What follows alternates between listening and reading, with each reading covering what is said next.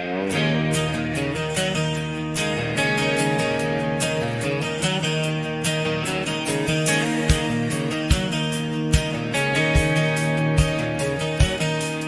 you got a question or a story to tell, from the smallest town to the big city belle, got a business dream you're hoping to start, or a question on elections and how to do your part. Now Bryan's here and he's ready to listen to the good people of Arkansas. The mission, he served the nation, now he's serving you for a stronger future and a vision that's new. Welcome to the Ready Room. Got a question? Let's talk it through. Welcome to the Ready Room, where your voice is heard and the people rule.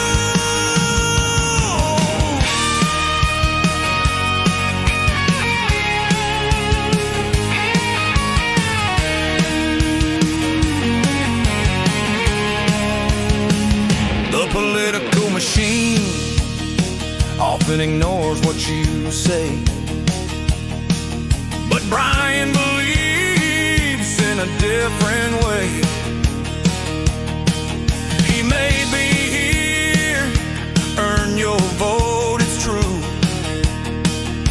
but earning your trust, that's what he's here to do. Now Bryan's here and he's ready to listen to the good people of Arkansas. The mission, he served the nation, now he's serving you for a stronger future and a vision that's new. Welcome to the Ready Room. Got a question? Let's talk it through. Welcome to the Ready Room, where your voice is heard and the people rule.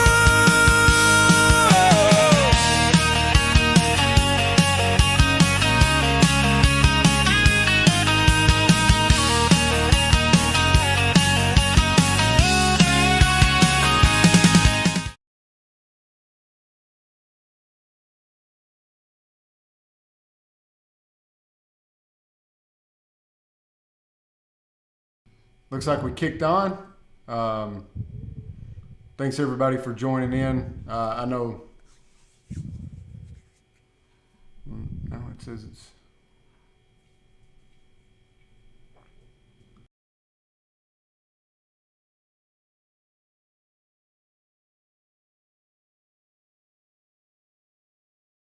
okay.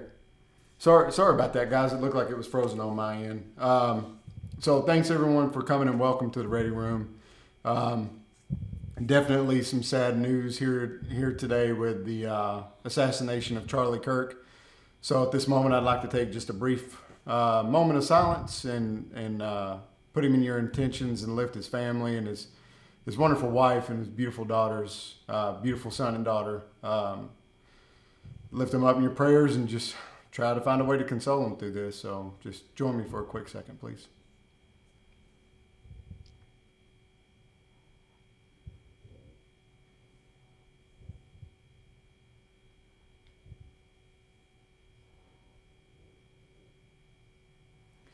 All right, thank you so much. Guys, I gotta tell you, that infuriated me today to no ends. It made me feel some real kind of way about it at all, about the entire thing. And I haven't quite come to settle with it yet, especially when initially when you're scrolling through X, especially. I just saw that the House was in session and they were in order, and I guess it was Congressman Lauren Boebert from Colorado requested that they do a prayer, a moment of silence or a prayer for Charlie Kirk, and the Democrats refused and shouted no at her. And then there's all these other videos of left-leaning ideologies praising the assassination of this fine young man. And make no mistake about it, Charlie Kirk was murdered, assassinated, because he was effective and because he was a good Christian man that exemplified and lived righteousness, what was good, what was wholesome, and what made the West, specifically our country, the greatest country that's ever blessed the face of this earth. That's why he was assassinated. It wasn't assassinated because he said anything that was untrue. He wasn't assassinated because he attacked people. He wasn't assassinated because he harmed someone. No, he was assassinated out of spite for simply speaking simple truths very effectively and winning the culture war. And they tried to silence him. They couldn't beat him at the ballot box. They couldn't beat him in debates. And so they pointed a gun at his neck and pulled the trigger and took that wonderful man away from his wife and away from his kids. And that's what we're up against. You don't get to pick your enemies. You don't, the enemy always has a vote. And just stay aware. Know your surroundings. Get prepared. Get equipped for just basic self-defense tactics. Not saying that it's going to happen en masse around the world, but you never know. You never know if you might be on a train like happened in Charlottesville last week. You might end up having to go to Chicago and enter a real live war zone, or LA. And you never know the circumstances in which you're going to find yourselves, where you're just on a vacation, relaxing with your family, and now you're in the worst day of your life and you're not prepared. So preparation and just having a simple ability for self-defense can go a long way. I used to teach this constantly as a master trainer. And I've seen the statistics. Generally speaking, if you can prolong an attacker for up to 30 seconds, they will get frustrated and move on to the next target, because they want easy targets. They don't want people to be able to fight back. So crime statistics showed that if you could just put up a fight for 30 seconds, the assailant would get frustrated and would move on to an easier target, because they're lazy. They don't want to work that hard for stuff. And just learning how to be aware of your surroundings, knowing who's behind you and to your left and to your right, and where things are, things looking suspect, and just kind of coming up with your plan, a plan in your head on how you're going to navigate those threats. If they do come up, it can go a long way. So I would encourage everyone to please practice a little bit of self-defense, brush up on those skills, because the only thing worse than not being prepared and not being ready to defend yourselves is owning a gun with a false sense of confidence that you've never trained on. You're probably going to hurt yourself more than anyone else. All right, so we'll get off that and move into some stuff. I do have a few questions here that I want to address with the team tonight. First comment comes from Addison. She says, "I'm not a parent. I'm one of the kids. I would love to see more job opportunities for young adults in high school and college. I would also love to see more internship opportunities where we can figure out what we want to do, what we're good at. As far as opening a business myself, we aren't taught that in high school. So I would never even think about it." And yeah, what a travesty. You go through 13 years of public education and you don't know how to balance a checkbook. You don't know how to save money. You don't know what compounding interest is. You don't know the dangers of getting a credit card and that negative compounding interest that goes against you. You don't understand what it takes to balance a ledger book on a small business scale. You don't understand what it takes to create a business plan, even a simple one. You don't understand the cost-benefit analysis of doing things like that and why things need to cost a certain amount. You go through all that time in school and you can't accomplish any of those things. And I would argue, as someone who's been to college for this quite some time, you don't really get those skills in university either. So you have to do it on your own, and a lot of people have to learn from School of Hard Knocks. But what can the Secretary of State's office do to facilitate that? Well, I definitely want to start working a lot with community colleges, because they're knocking it out of the park. Our UACCB here in Batesville is doing phenomenal things with their Chancellor, Brian Schonk, who is just an outstanding human being and doing great things. And I've heard very similar stories from the one down in Monticello, from the one up in Mountain Home. It seems to be knocking it out of the park. I definitely want to reach out and talk to those two. But what they're doing is, especially here at UACCB, is they are driving around all the manufacturing facilities and nursing facilities, hospitals, businesses in the area, and they're saying, where are you going to be at in terms of needing employees in 3 years, 5 years, 6 years from now? And they tell them, like, hey, we're going to need more welders, we're going to need more electricians, we're going to need more X, Y, and Z. And then he goes back and adjusts the curriculum so that by the time those businesses are needing those services, you've got people graduating ready to walk into that job and fill it. Pretty much right now, if you graduate UACCB, you've got a job waiting for you. And in the industry that you studied in. So that's pretty phenomenal. Internships. I definitely think that's something that the Secretary of State's office can have influence on. Reaching out to these businesses, being proactive with them about their internship policies and procedures and how they do things, and publish that on the Secretary of State's website, and publish that, out through social media and the Chamber of Commerce's and all across, letting you guys know, and to the universities and high schools as well, letting them know what businesses are accepting interns, when do you have to apply to be an intern, and where to get that paperwork, what's the deadline, and how to navigate that sphere. I think that's definitely something that we could accomplish and help out, and I agree. You guys should be able to do that far more often. One of the things when I lived in France, at 13 years old, kids are able to pick what general sphere that they want to be working in. Is it the medical field? Is it a mechanic? Is it a construction worker? What area are you interested in? And then they will start putting you on a glide path to meet that end state. Doesn't mean that you can't shift, but they start aligning you towards it. And part of that is they get you real world experience in those career fields to see if that's actually what you want to do.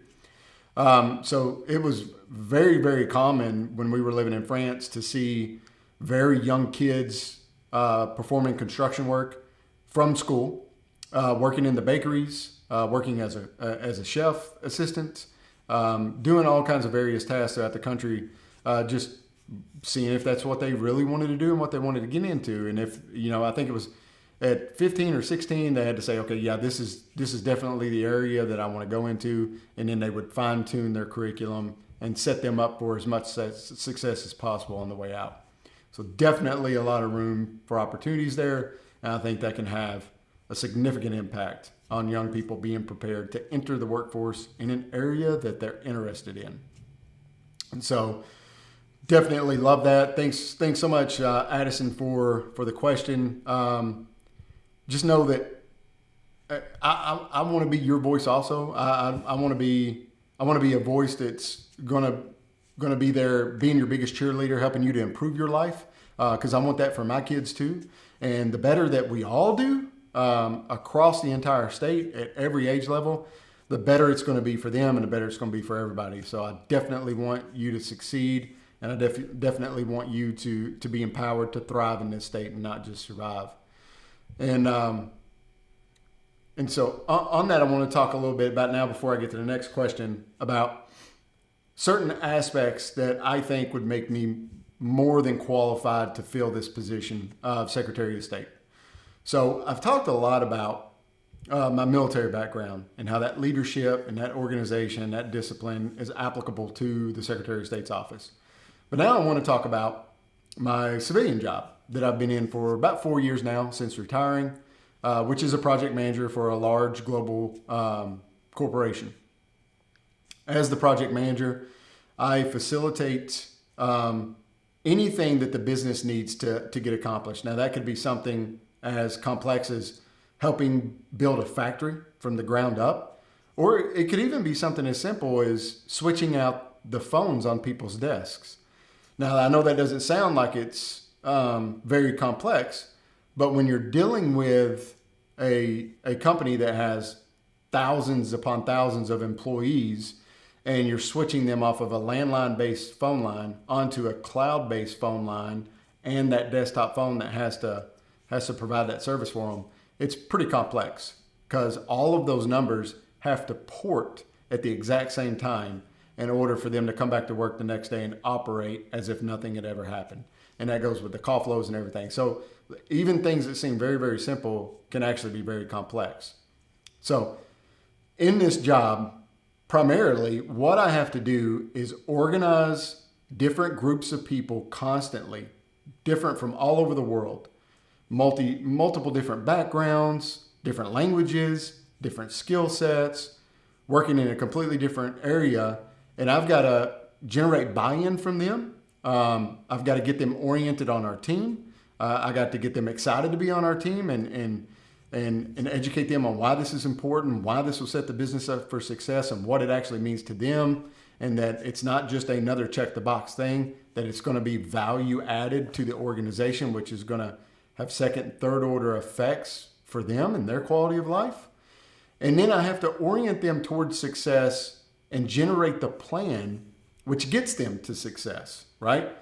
Every step of the way as the project manager, I am responsible from the beginning to the end of driving that to success to finish that project out, right? I've got a budget, I have a scope that I got to manage, I have a timeline that I got to manage, and I have stakeholders that I have to manage constantly throughout that entire process. And when issues happen, we got to change, we got to adapt on the fly sometimes, and we got to fix it to give the best product to the customer, which is the business. So in terms of the Secretary of State's office, I am very, very good at planning out very large, complex tasks, goals, projects to solve something. So let's say that as when I become Secretary of State, that we decide to change how we do elections. That's a huge, significant change all the way across the state, affecting 75 counties and affecting every voter and all the clerks and all the election commissioners and everything. Well, unpack that. So if we're gonna switch to paper ballots, we gotta get the paper ballots. We have to certify the paper ballots. We have to figure out storage for the paper ballots, how we're going to transport the paper ballots, who's going to be responsible for that, chain of custody, video surveillance, where the storage locations are going to be while they're conducting the election, who's responsible for that, handling those ballots, all of that. But then we also got to train people how to count the ballots in a legal, clear manner to where everyone walks away knowing that that was fair. We also have to re-educate the poll workers on how to assist the voter with marking a paper ballot instead of using the machines like they're used to. And we have to make sure that the ballot boxes where they put them in is appropriate and legal, and it's not see-through, and they have anonymous voting ability when they walk away. So there's tons of things that's got to happen in that process. And it's not just a method of getting it done. You also have to set up the training materials that these individuals are going to go through to get certified on it, the points of instructions, the standard operation procedures. You've got to solidify that information, get it published in enough time out there where everyone knows it, understands it, and can follow it. You need to do some kind of testing environment so that you can run some mock elections to get people caught up to speed and find out during those test mock elections when things didn't work appropriately. And then you can identify that and make fixes and mitigate those risks as you go along. And the more you do on that, it's just like in the military. Like, you know, they'd have a saying that a pint of sweat would save a gallon of blood. And the more that you do that training and risk adverse and mitigation and testing, the better the end state's going to be. You get as good as you give. And that's true across the board when it comes to that. I have a lot of experience in this field. I've been doing it for a long time. I've been doing it for a global corporation, managing millions of dollars of worth of projects affecting how $1 billion plus company operates and does things. So that plays right into that. In fact, I think that my military experience complements that, and together create a pretty unique skill set that I have to hold the position of Secretary of State as a leader and manager for a large customer service oriented organization, which is what the Secretary of State's office should be. It should be a customer service centric office and providing you, the voter, with the best possible product that we can. So if you have any more questions about that, or you want to know any more about things that I've done, certain projects I've worked on, please reach out, and I'll gladly follow up with you and answer any questions that you may have. All right, so let's move on to another user question. We got Bufford Evans. Okay? And this was actually a comment left on Facebook. And guys, I try very, very hard to react and engage on every comment, every single one of them. Sometimes things do slip through the cracks. This is one that was identified to me that I hadn't responded to. So we captured it, and we're going to answer it in real time tonight. So Bufford says, and this came from September 2nd, by the way. He says, when he called Little Rock before our move, we were a customer preferred provider in the greater Seattle area. Decided that the area was not where we were going to raise our children. Can't blame you. I've been there. We were told our general contractor's license would be grandfathered in based on zero encumbrances ever. Believe it or not, if you show up and do what you say you're going to do, even in an area like Greater Seattle and the Pacific Northwest, that is an easily attainable feat. This is not the case once the Great Migration was in full swing, grandfathered in. Instead, everything needs to go before a board, and they're piecemealing licenses. It's an absolute joke, in his honest opinion. There are contractors running around with zero knowledge of umbrellas, let alone bonding, etc., etc. This was a huge disappointment and came across as a good old boy club in action, etc. Oof. Man, I hear that frustration. I've experienced it some, honestly, with construction and things that we've done on our home here too. It can be very expensive. Government is needed in some instances, and ensuring that someone is rightly capable of performing such large tasks is definitely an area that they should be involved in. So, man, thank you so much for sharing that story. But that's the kind of bureaucratic mess that we want to get away from, because that makes people like you lose faith. And that made me lose faith in some stuff when I had some experiences like that too. A general contractor is a huge deal. You're basically taking someone's dream and making it reality, right? Everything. They've been planning and dreaming about this home or this endeavor for sometimes decades. And then all of a sudden you come along and they've chose you, they've entrusted you with their dream, and then comes to find out you don't know what you're doing. And you take their life savings, you take their dream, and you destroy it. And I know from personal experiences, people have told me stories, just absolute nightmares. So if you're a hardworking individual that spent your decades of your life saving to have this dream that you want, you should be protected from that. And there shouldn't be hurdles and there shouldn't be things on you, but the person that's going to do the work should be known to be able to do a good work and trusted, be bonded, be insured, and all that stuff. So I'm definitely going to be a champion for transparency and accountability when it comes to stuff like that. I want to know, I want everyone to be able to go in and easily file with the Secretary of State to prove that they are capable of performing those duties, and maybe keep a register of them throughout the state who is actually bonded, licensed, certified, and able to perform such actions. And if they were able to do it in another state, that's something that we could bring over and verify and say, yeah, they're good. They've checked all the blocks. And this wouldn't be just like a repository for documents, right? Where you go in, you fill out your documents, you file it, you get the stamp, and then we throw it in a black hole.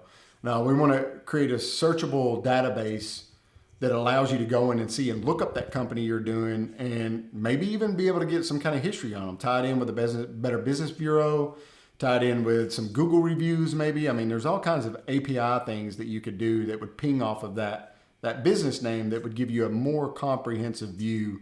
And maybe, I don't know, Jamie, what do you think? Maybe we could come up with our own kind of Secretary of State ranking system. And very simple, list them out based on testimony from citizens and stuff, and say we give this business an A+ rating or an A- or whatever. And that way you know for a fact that the state of Arkansas has done their due diligence on that company, and we have given them the A-OK, or issued a warning out there was a thing in the military that commanders could do that would be called blacklisting. So this actually happened to a soldier of mine at Fort Hood. He was going to go and rent from this one organization, a home. And if you were a certain rank at the Army at that time, you had to bring in your rental contract on base, and your platoon sergeant, platoon leader, first sergeant, all them, they had to look at it, take it to housing, and they would just check to make sure it was right and proper, because you didn't want the soldier to get screwed over, especially if he got caught up on deployment orders, but he didn't have that clause in his contract, and now he's stuck in that lease, but he's in Iraq or Afghanistan, and he's still got to pay the lease because he's bound by the contract. And so we got this one soldier, got his rental contract, his rental agreement, everything looked good. We took it down to housing, and the base commander had blacklisted that rental organization. And so I told him, I said, I know you want this house, I know you want to move in it, but you're not allowed to. You've been given a direct order by the base commander. You are not allowed to do business with this entity because of how they've treated soldiers in the past. And so that has real world consequences for these local organizations around a military base. And you see them correct that behavior very quickly and do everything they can to get off that blacklist, because otherwise they're not going to make it. So maybe, I don't know. What do you think? A trust ranking. A trust ranking. Yeah, I like that. Yeah, I think that would be pretty good. Maybe we can look into see if that's something that legally the Arkansas State Office could do. Because I don't want a good old boy club. What is that? What? Just because you're friends with someone, they're gonna back you up and validate you. I mean, that we've seen what that can do. I've seen what that can do. No thanks. I don't care how good you are, Jim Bob. If you ain't doing the work the right way, you're gonna get a low trust rating from the Secretary of State's office.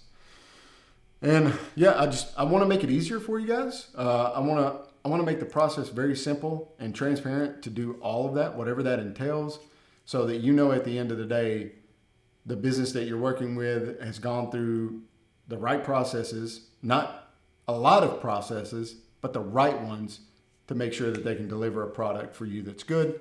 And if we get enough reports from local people to where a certain business is not, maybe we can pull their licenses and their registrations. I don't know why the Secretary of State's office couldn't do something like that. I don't see why not. Yeah, I mean, you got to file with us. So if we get enough reports that you're not doing the right thing, well, maybe we say you can't keep doing business under that entity. You got to start all over and try it out. And we still got your name with it, and that could be a problem. It could be a forcing function to get people to do the right thing for sure. But I do know that when it comes to Arkansas, there's a lot of freedom in Arkansas, and with that comes risk. So if you're in municipalities, like cities, things like that, they have different rules. They have different codes that can be enforced. They have a code enforcement agency. But if you move out into the county, you're in the wild, wild west. You can build anything you want to. You can use anybody you want to. You can do all that. But there's the risk to that. With that freedom comes responsibility for you to do your due diligence and make sure you're hiring the right person. I think that should be intact. So I don't think this should be something that costs the taxpayer money, but I think it should be a resource for people to go to and just find out the legiticism of a business that's trying to do business in Arkansas. But if you choose to go with a business that's not been vetted by us and they mess up, we did everything we could for you, right? We did everything that we could for you. So yeah, while boards and stuff are great like that, we handle the filings, we handle all that stuff, and then I'm sure that we could come up with some kind of customer trust level mechanism, and the boards can do whatever they want to. They can give to whoever, but over time we will aggregate that data, and you can go to it, and you can feel confident in who you're hiring to do stuff. So definitely going to go away from the good old boy system. That will not be tolerated. I'm not going to allow that. I've never liked that. I've hated that forever. So, yeah, going to go away with it. All right. So I hope that answers your question. Thank you, Chris. Thank you so much for that question. And if you have any more, Bufford, please don't hesitate to reach out to me. I'll do some research on it and get it back to you as quickly as I can. All right. So Drew from Batesville had a question. And Drew is working 3 jobs. He started 2 of them and he works for someone else. And he's upset with the cost that it just takes to run a business in the state. And he says here lately he's having to constantly raise his prices to such an extent that many people can't or are not willing to pay, right? If you ever read Adam Smith's Wealth of Nations, that still applies to this day. It was written, a couple hundred years ago, but the foundation still applies. It is what it is. I mean, economics is not that difficult. Something is only worth what people are willing to pay for it. And so if things get up to an amount to where people just aren't willing to pay for it, or they can't pay for it, well, it's not worth that. It is what it is. So he has the frustration that a lot of customers don't realize the cost that goes into his equipment, the insurance piece of it, the maintenance of it, the upkeep, the taxes, all that stuff. Well, I can't affect the cost of the equipment, and I can't affect the cost of maintenance or upkeep, but we can potentially affect the cost of taxes by working with the legislatures to hopefully give you a reprieve on some of that and being your advocate on that spectrum. But when it comes to the insurance piece, I think that there's a lot that we can do there with these small businesses, as I alluded to last week. I really think that direct to consumer pricing model with a bunch of small businesses in a like field getting together and bringing down the market price because they're now a very large group, cost sharing. I think that's a winner, and that's something we're definitely going to explore. So going to hit that one. He also says that they have to track taxes constantly, almost monthly. He says it's just nonstop the way that they have to track taxes as a small business owner. He's done quotes for people and bids on jobs, and he's done them as cheap as possible while trying to make the minimum in return. But he doesn't get to land a job because of the prices of the stuff that he's got coming in. And one of those is insurance and taxes, which maybe we could alleviate. He says people say to him all the time, well, what if I pay you cash and then you can just pocket it and don't file it on your taxes? And he says, my response to them is I'm trying to grow a business. So if I don't report my earnings, then it shows my business isn't profitable. And if I ever wanted to take out a loan, I have to show that my business is bringing money in. Well, there's also another part to that is just honesty. The Bible says, pay unto Caesar what is owed to Caesar. So it's his. And as unfortunate as it is, I know it's some of those things where if you can do it and get away with it, you definitely want to, especially when you see how they're abusing the money that we give them. So I get it. But the last thing you want to do is put yourself in a scenario to where you lost your business, maybe you lost your freedoms over a little bit of pocket change. And so it's short-sighted. It's not going to work out in the long run for you. Drew's definitely on the right track, trying to do things the right way, the way that he wants to do them. That's going to be better for the customer and for him.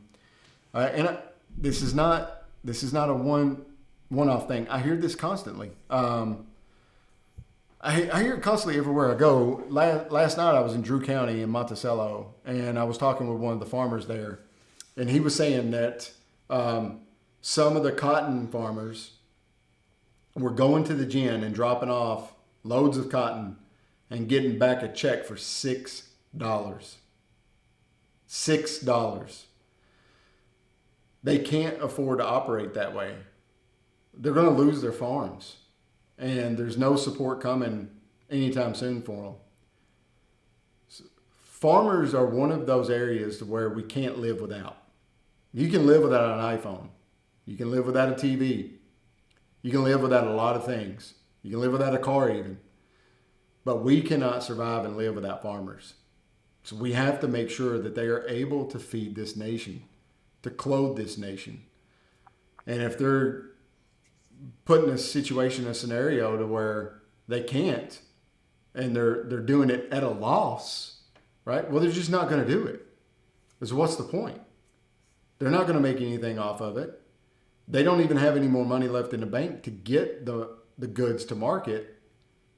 And so it's a lose-lose.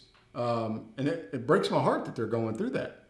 I definitely think farmers should be one of the highest paid professions on the planet, because it's one of one of the services that we literally cannot live without. Can't live without it. So we need to protect them. We need to make sure that they have the best environment possible to be able to make a living, while also providing us with the sustenance to live our lives. Because without it, life won't exist without food. I mean, it is what it is. I've also heard from a lot of business owners saying similar things when it comes to small business that Drew was saying. And I wish there was a lot more ways that the Secretary of State's office could affect and change things more directly, and give reprieve and open that market up.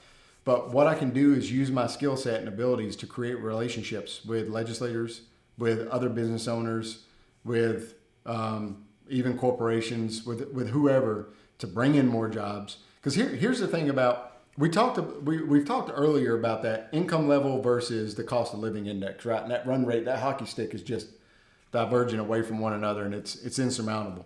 However, if you start bringing in multiple businesses to an area and they have to now compete on the marketplace for employment, they are going to have to offer a better package to those employees in order to get them to come work for them and provide that service.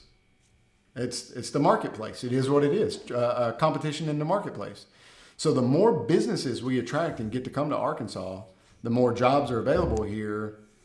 That's better for you. That's better for the employee, because now you have negotiating power with that employer because they need you, and there's not an unending source of labor for them. So they've got to get creative and pay you what you want or close to it in order to get you to come work for them instead of the other guy that's going to, right? So that's one way you start bridging that divide. And when you make things here and you sell things throughout and stuff, that creates wealth. I mean, it is, name me a wealthy nation that does not have an industrial base. You know one? Maybe Qatar. Maybe. But they're ripping oil out of the ground. So yeah, who so knows? they're providing a commodity. Yeah. There is not a wealthy nation on the planet that doesn't produce stuff. It is what it is. If you don't produce anything and you're not providing a quality product that the world needs, you're not going to be a wealthy nation very much longer. And I know that,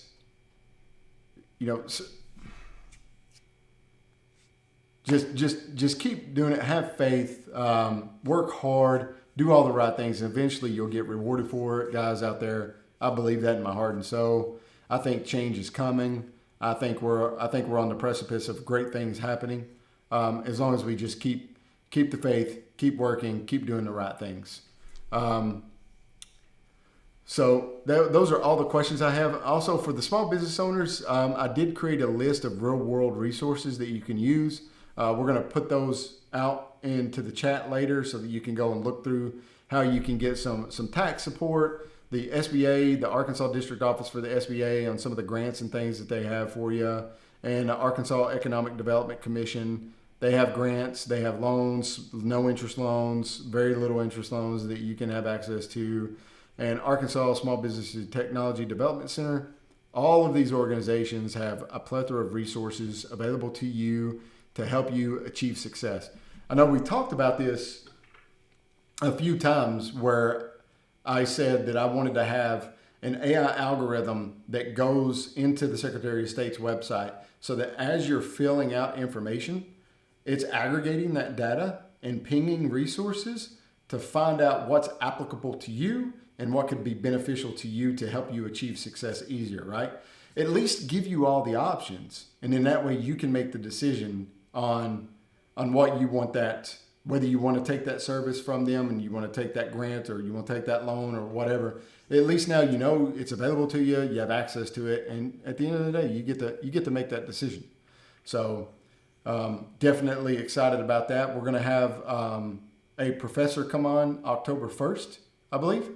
He's gonna join me here in the ready room, and he's gonna discuss about what that looks like and how that would work and how that would be available to you. So definitely excited about that. Can't wait to have him there, and I can't wait to in real world provide that service to you guys so that you can start receiving the benefits of that. Jared, do we have any questions? Nothing yet.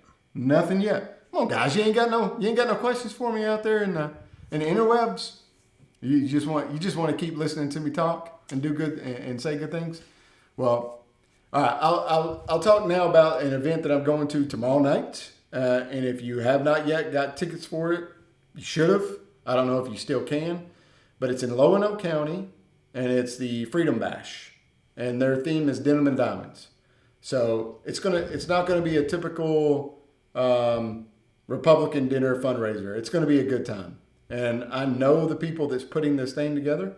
I'm extremely excited for it. I'm taking my wife and my kids, and we're gonna have a fantastic time there in Lonoke County in Cabot at the Freedom Bash Denim and Diamonds themed dinner. So I hope I see a lot of you guys out there. If you haven't gotten your tickets yet, you can find them on Facebook. We'll put a link in the comments for this one, and then you can get some tickets to show up. You might be too late. I think they might be sold out, so you're lost. But if they do have some available, definitely recommend that you take them up on it. And then this weekend also we have our first district Republican meeting here in Batesville, and that's going to kick off at 9:30 with check-ins. So even if you're not a member of the voting committee and all that stuff, that body, you can still come. We're going to have some good speakers. We're gonna do some business. It's a great chance to mingle with patriots across the district.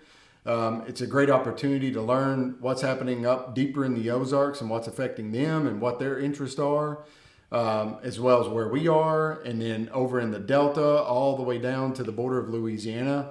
Arkansans from all over the first district are going to be here in Batesville, and it'd be a great opportunity to link up with them, find out what's going on in their area, maybe strategize a little bit about the next election cycle, the primaries that are coming up, and be like, hey, what are you guys thinking? Where are you guys leaning? What are you hearing in your area? And get a little bit of inside baseball knowledge across the district on the feel of the people.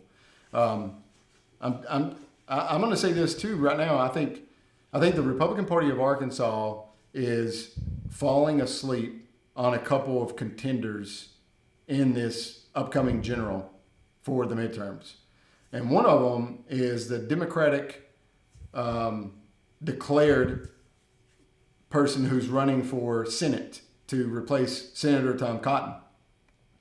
Her name is Holly Schaffner, and she is doing phenomenal work. I mean, you have to recognize, and you have to appreciate the stuff that people are doing and recognize it. One, if you're not paying attention to what your enemy, your opponents are doing, then they're going to sneak up on you very, very quickly.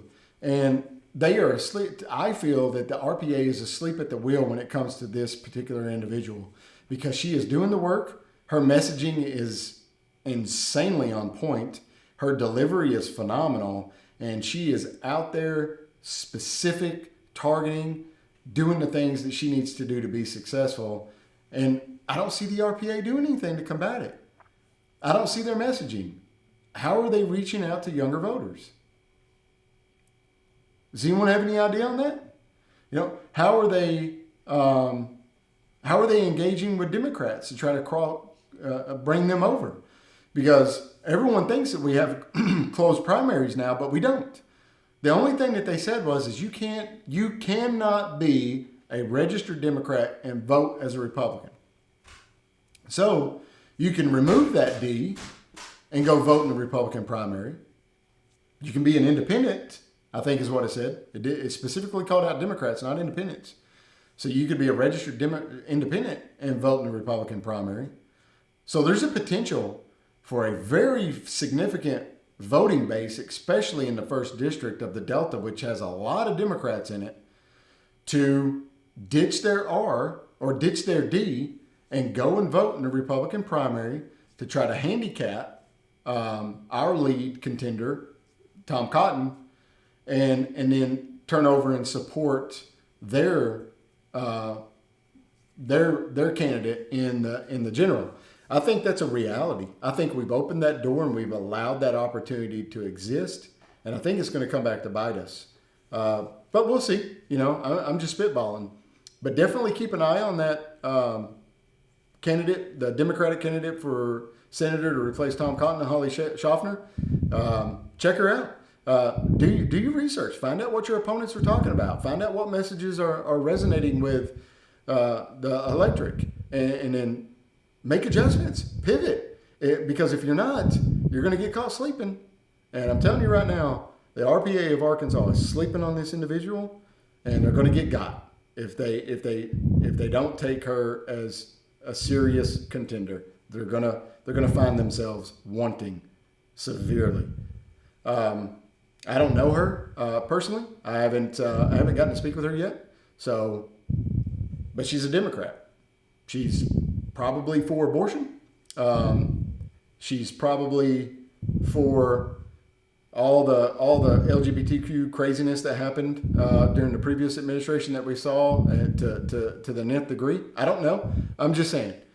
But it seems like you have to be for those things if you want to be a Democrat. So I would only assume. And the last thing we need is to fall asleep on some stuff that's happening, and then we end up with one of those individuals representing us for the state of Arkansas. So definitely pay attention, educate people on that, find out what's what, and just call and ask the RPA, like, what's your plan? What is your plan to reach out to the younger voters, to crossover Democrats, to crossover independents? What is your plan? Because a goal without a plan is a wish. It is what it is. They have a responsibility and a duty to do the work that it takes to make sure that they're successful during the midterms. And right now, I'm not seeing that. And I don't want things to go to where it looks like they very well possibly could go. So pay attention to that, learn about it, get educated. And the biggest thing is, a lot of you guys don't realize that the election that's coming up in March is also when you pick all of your judges across. So all of the people that's going to be ruling in family court, that's going to be ruling in domestic cases, that's going to be ruling in legal cases that you go through, your criminal cases, all those, they're going to be picked in March. They don't go to a general because they're nonpartisan. So it's super, super important. We've seen what judges can do to the president. And we've seen how judges lately have been trying to be more legislative members just from the bench and trying to run the country from their bully pulpit. So it's super important that you guys get out and get active in the primaries, because those are the individuals, and that's when they get elected. And also, that's when my race will most likely be decided, because I don't think a Democrat's got a chance to hold the Secretary of State's office anytime soon. So definitely get out there. Make sure you mark it on your calendars. Go ahead, pull out your phone now and put an alert 1 week before the 1st of March to make sure that you're registered to vote, and then put in there on a note, vote for Norris, Secretary of State, and then set a few alerts on that, and then put another one on there for the 1st of March, and then a reminder on the 2nd of March and the 3rd of March to make sure that you're good to go for the primary to go and vote. And I very much would appreciate you guys coming to vote for me. So also, and one of the things too that just hit my mind, Aaron Spencer down around Little Rock, down around Cabot. Look at all the crap that guy's gone through for protecting his daughter against a pedophile. He's facing life in prison, maybe even a death sentence. I don't know yet. I haven't seen everything else that's going on, but I know he's been put through the ringer. And this individual that he killed assaulted his daughter previously, and then was trying to assault her again. And he took matters into his own hands to protect his daughter. And now, I mean, it's Arkansas. How is this guy not being given a medal at City Hall and being paraded down the streets for ridding the taxpayers of a known pedophile that was assaulting citizens across the state? So that's important, guys. If you don't think that the primaries are not important, you're wrong. That's when you go out and you vote for all your prosecutors and your judges. And remember, just because someone breaks the law and commits a crime doesn't mean you're going to get punished. You got to have the prosecutor bring that case to the judge and want to file charges against that individual. And then you got to have a judge that's actually going to take up the case. So super important. Make sure you get out there and make sure that you're engaged. And if you're willing to support me, all the more, spread that word out. And on another front, when it comes to what it takes to do a campaign, guys, you know, my filing fee for Secretary of State is $10,000. I call it the Incumbent Protection Plan. The reason I believe that the reason why the Republican Party has set the filing fee so high in Arkansas is because they want to limit the ability for people to challenge who they kind of want to hold those positions, right? And so if you set the fees so high, it limits the ability of your average Arkansan to be able to just try to hold a seat. And that's the right of the Republican Party. I don't think it's right. I don't think it's fair, but it is what it is. So I need your guys' support. I'm not being paid by humongous big backers that just nominate and hold their hands over selectees. I'm not receiving their money. I'm an average Arkansan. I'm just like you. I started life in the projects in Truman, Arkansas, and then graduated to old sharecropper's home out in the middle of a cotton field. Single mom, grew up, poor, and then worked for everything that I got, served this nation, built a life, but I'm still the same individual that I was growing up. I know where I came from. I didn't forget. I know what it's like. I know what it's like to want stuff, and not be able to have it. And that's a bad position to be in. That's a real tough position to be in.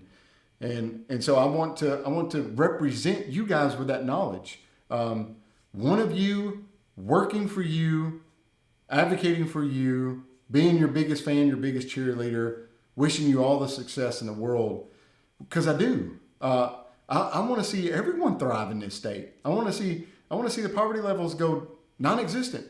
Homelessness isn't a thing in Arkansas. Drug addiction is not a thing. Every child is growing up in a sustainable home that has everything that they need and receiving a quality education, whether that's from homeschool, private school, or public school.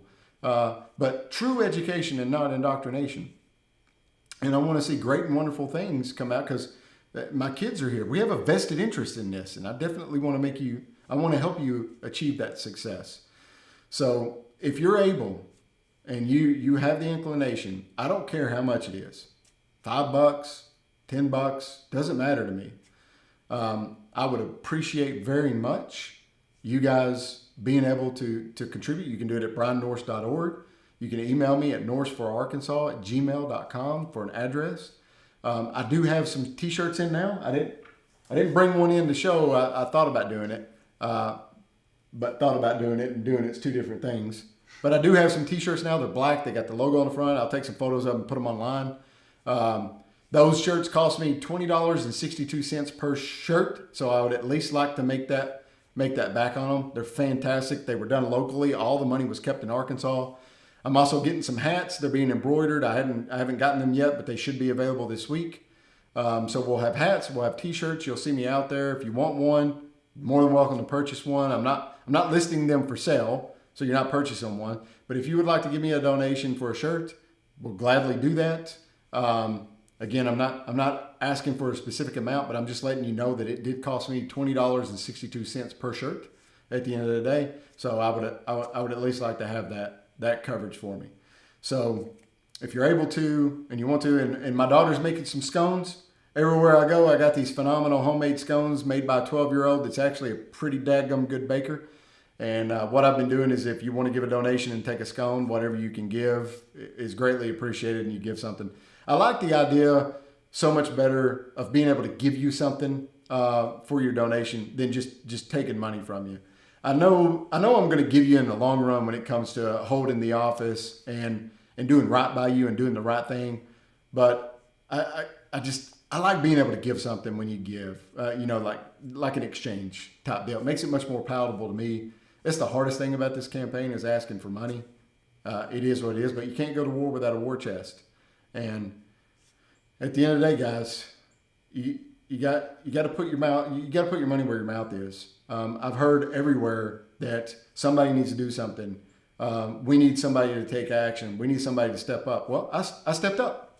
I threw my hat in the ring. I want to work for you. I want to represent you. I want to earn your vote, but I need your support.